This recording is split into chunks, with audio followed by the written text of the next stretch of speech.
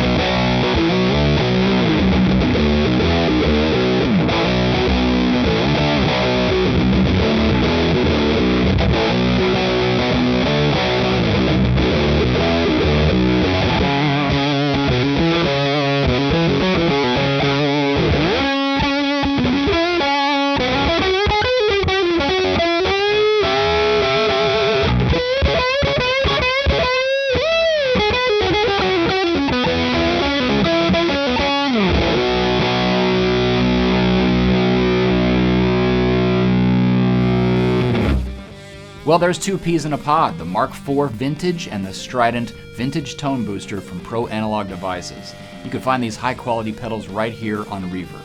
Thanks for watching.